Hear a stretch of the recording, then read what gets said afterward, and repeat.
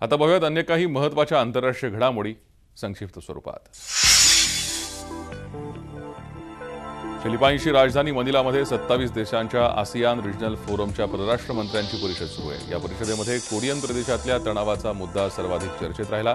संयुक्त राष्ट्र सुरक्षा परिषदेने उत्तर कोरियावर लादलेल्या निर्बंधांनंतर या तणावात भर पडली आहे। दक्षिण कोरिया, उत्तर कोरिया, अमेरिका आणि चीन हे चारही देश ARFचे सदस्य आहेत। मात्र सोमवारी झालेल्या बैठकीला उत्तर कोरियाचे परराष्ट्र मंत्री री योंग आणि अमेरिकेचे परराष्ट्र सचिव रेक्स टिलरसन हे दोघेही गैरहजर होते।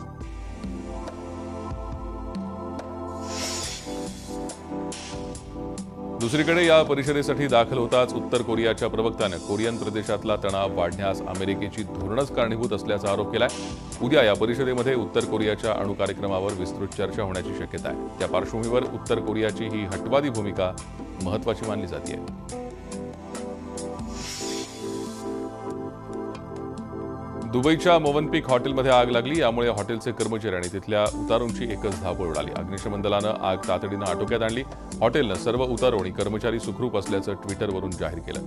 या आठवड्यात संयुक्त अरब अमिरातीमध्ये हॉटेलला आग लागण्याची ही तिसरी घटना आहे। झी 24 तास रहा एक पाऊल पुढे।